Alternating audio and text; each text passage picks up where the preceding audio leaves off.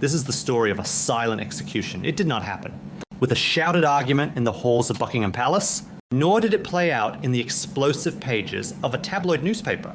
It happened entirely in the margins of a dry, routine administrative document. When the Duchy of Cornwall published its annual financial accounts, it looked like standard corporate bookkeeping. But for Queen Camilla, it was the moment the floor completely fell out from under her. Behind closed doors, what Camilla just realized is that an empire she spent 2 decades carefully building had been wiped out with a single stroke of a pen. In less than 24 hours after the transfer of institutional power, she understood the devastating truth: she might wear the crown, but she does not hold the keys. This video will unpack the long, quiet game of chess played inside the British monarchy.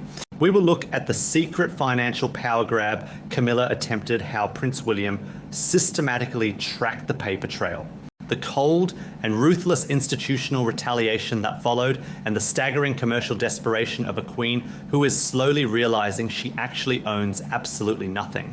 To understand the sheer magnitude of William's retaliation, you first have to understand the illusion of absolute power that Camilla had constructed. For nearly 30 years, she executed one of the most masterful calculating public relations campaigns in modern history.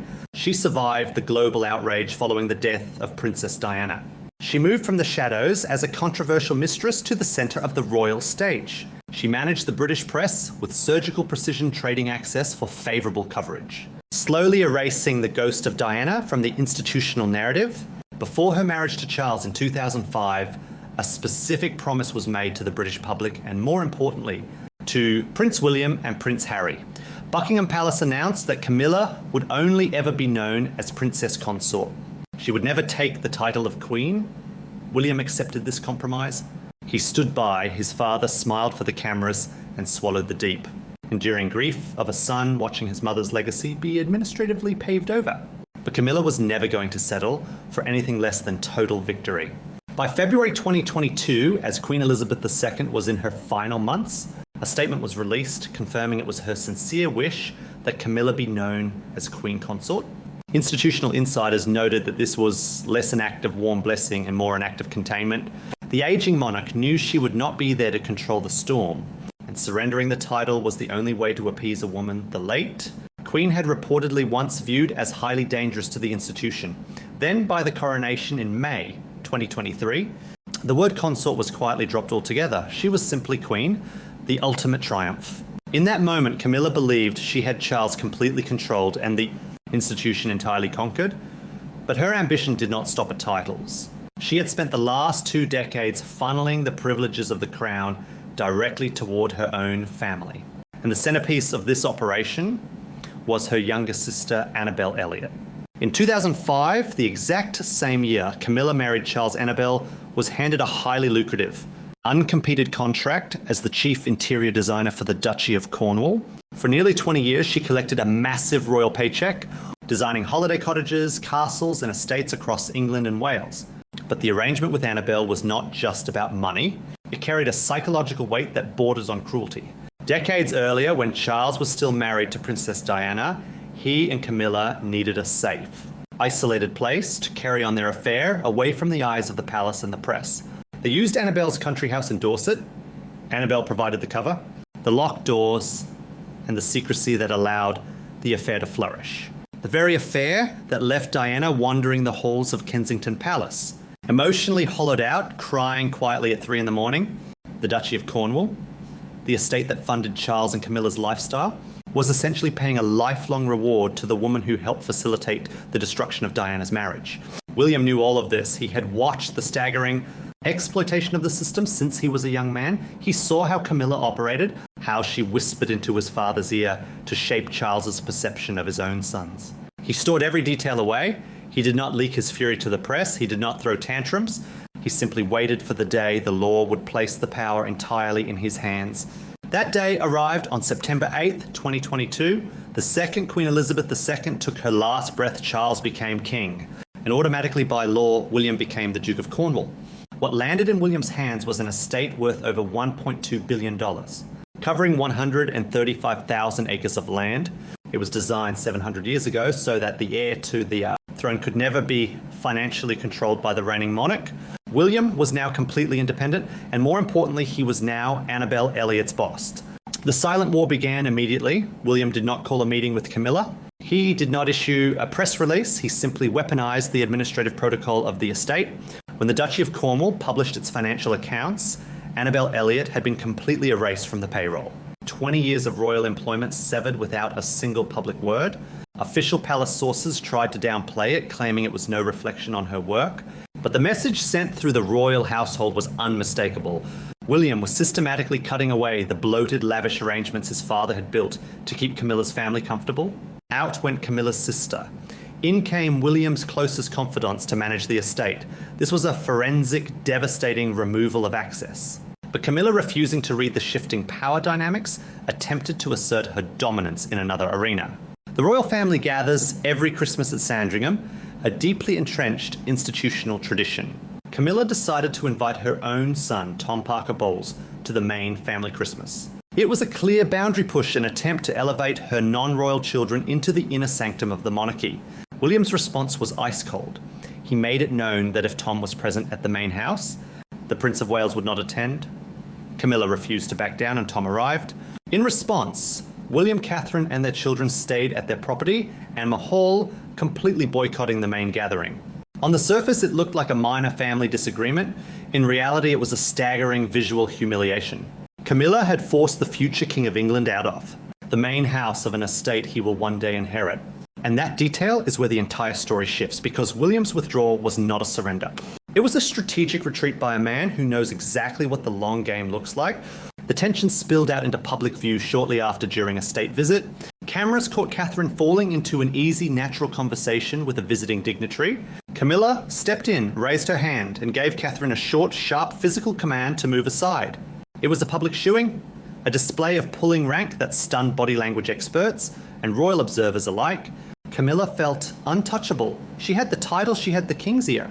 And she felt confident enough to publicly dismiss the future queen. But behind the heavy oak doors of the palace, the trap was already snapping shut.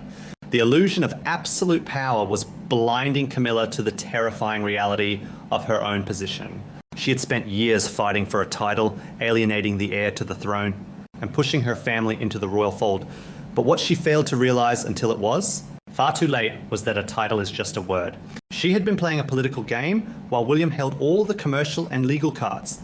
And as Charles began having quiet, urgent conversations with his son about the future, the chilling truth finally dawned on the Queen. The chilling truth arrived not in the form of a threat, but in the form of a plea. Behind the heavy gilded doors of the royal residences, King Charles, battling a severe cancer diagnosis, began having quiet, urgent conversations with his eldest son about the future. Institutional insiders noted a profound shift in the monarch's demeanor. The king was no longer commanding his heir, he was appealing to him. The message from Charles to William was deeply personal and steeped in anxiety. He asked William to protect Camilla. He asked him not to turn against her, not to push her out, and to ensure she was taken care of after he was gone. It was the tragic, desperate act of a dying king trying to secure his wife's future by appealing directly to the one person who holds the absolute power to dismantle it. But William's response was not a comforting verbal promise. His response was the silent execution of administrative protocol. His answer was the quiet removal of Camilla's sister from the duchy payroll. His answer was the refusal to attend a family Christmas gathering. His answer was filling the royal financial offices with his own fiercely loyal godparents and friends, replacing the network Charles had built. For Camilla, the realization must have been paralyzing. She turned to the man she had spent 30 years manipulating the system for, the man who had finally made her queen, only to discover that his authority had an expiration date.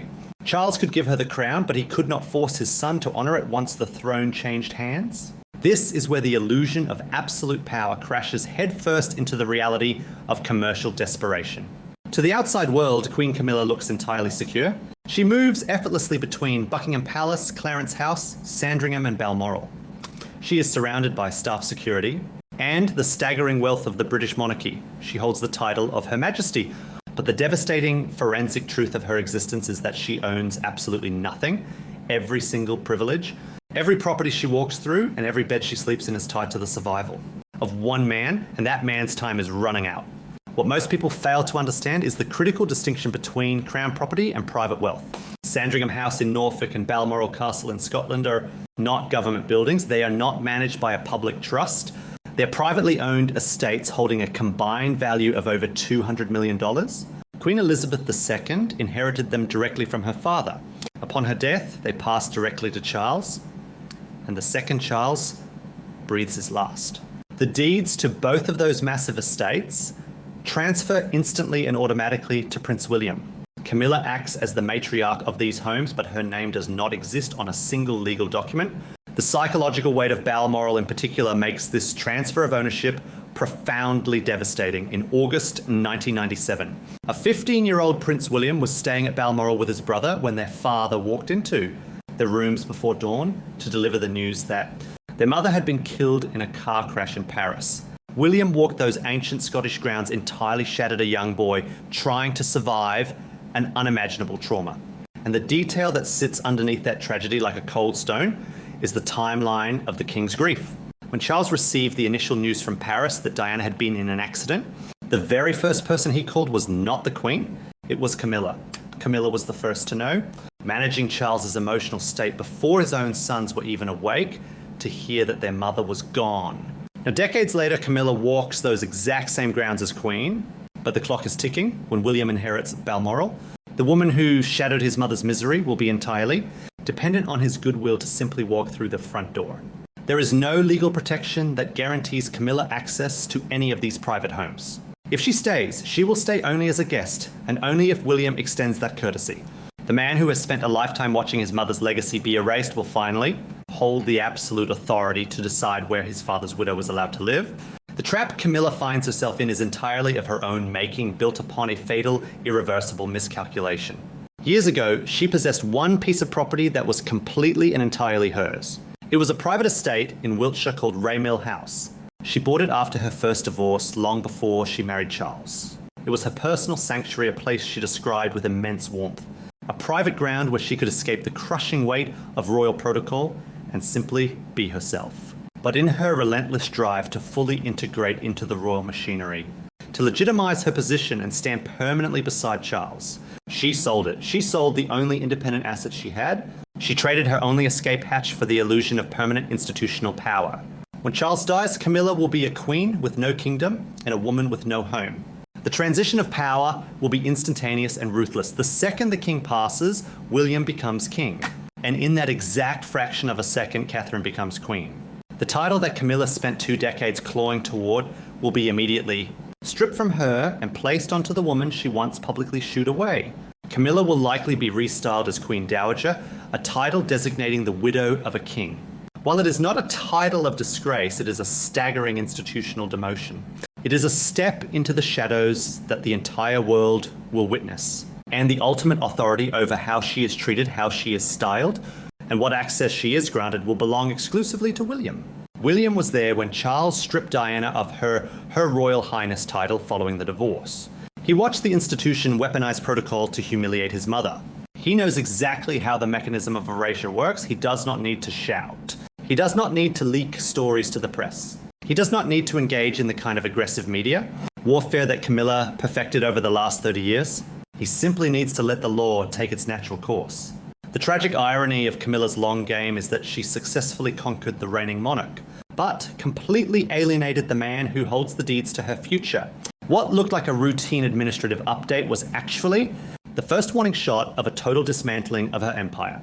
The revoked access, the removed portraits, the quiet shifting of financial power, these are not accidents. They are the calculated, deeply restrained actions of a son who never forgot, who never forgave, and who is now quietly reclaiming everything that was taken. She built the trap herself, she walked into it with her eyes wide open, and now the heavy institutional door has finally clicked shut. If you found this forensic breakdown of royal power dynamics insightful, make sure to subscribe and turn on notifications so you never miss our deep dives into the hidden realities of the British monarchy. Leave a comment below with your thoughts on William's silent strategy, and we will see you in the next video.